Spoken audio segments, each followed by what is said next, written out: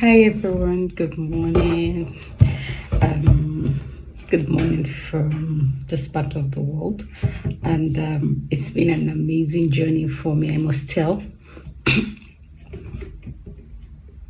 I sincerely want to say a very big thank you first to God for the opportunity to be part of this, because sometimes we actually don't know why God takes us to certain places and the purpose for which He's bringing us into those spaces.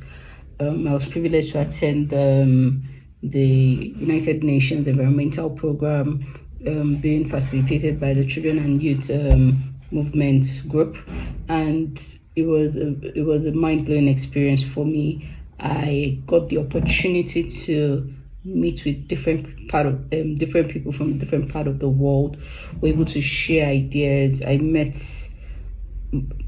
very intelligent people. Like, when you are in a space where intelligent conversations are being heard, you have no other option but to improve or increase your capacity to absorb.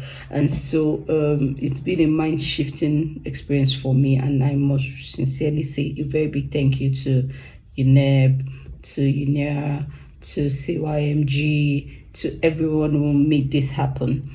And a big thank you to my family for the support, both financially and mentally. I couldn't have done this without them. Shout out to the Davis family. And so the question is, what next? What do we do from here? How do we go about it? And so I had a bit of conversations with a couple of people, and up until now, I really do understand how the environment and our mental health were so related until I attended this conference. Because having to read about it, having to understand my focus, we have people who have been displaced, we have people who, due to insecurity and the likes, they are due to climatic conditions, their natural habitat or their home, their personal spaces that have been disrupted, and automatically this affects their mental health. Even just relocating from one place to another has an impact on our mental health. How much more when we are actually displaced from our home, our place of comfort, as a reason of a climatic condition, as a reason of events that are beyond our control. And I spoke to someone who is from Jamaica, and when she talked about the hurricane that happened at their place, the impact of that disaster on people who are living there, the lives that were lost, and it takes a toll on us without our knowing. This late last week, I lost a very dear person to my heart, a very dear one. He was an uncle, he was a friend, he was an amazing person to me, and he was someone I could turn to no matter what.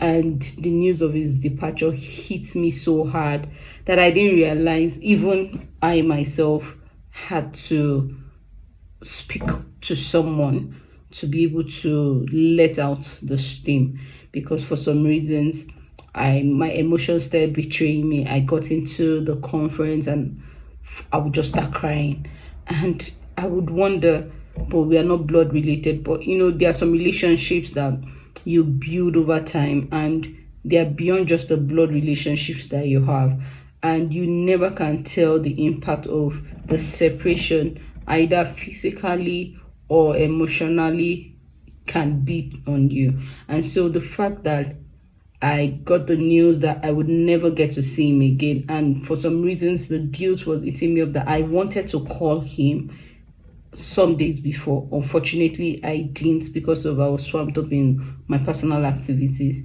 Hurt me more, and this really got to me. And so I felt like we need to talk about this. I really cannot say so much about his personal struggles, but I knew to some extent some things he's been through.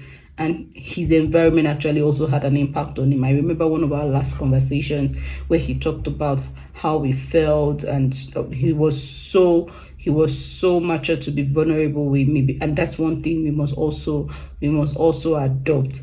We must ensure that we do not do life alone. When things look tough, when things get seriously busy and you're becoming overwhelmed, look for someone who you can trust to talk to. Their voice of comfort, their words of encouragement might just be the calm that you need.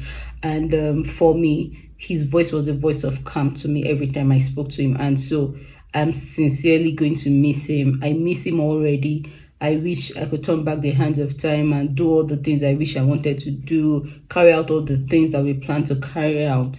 But God knows best. I know that to depart in the body is to be present with the Lord, and so we do not mourn like those who do not have hope. And so I'm comforted in that.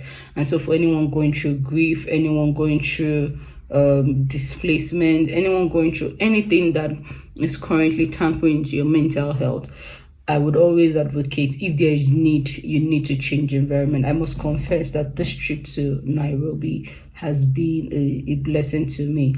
Beyond just the information I was able to garner was the fact that I had time of reflections myself. The fact that I could be in a very good space, in a very conducive environment, and I give it up to the guest house where I stayed, the United House. It was really, really amazing, beautiful scenery, calm environment. It was just what I wanted. Shout out to Albert. Thank you for helping me put this together. You're an amazing person, and so I really want to say thank you. Some new stuff will be coming up on Beyond the Scars initiative, and I believe that there's more we can do together. We are stronger together, we're better together. And so this is me saying thank you, Nairobi, Kenya.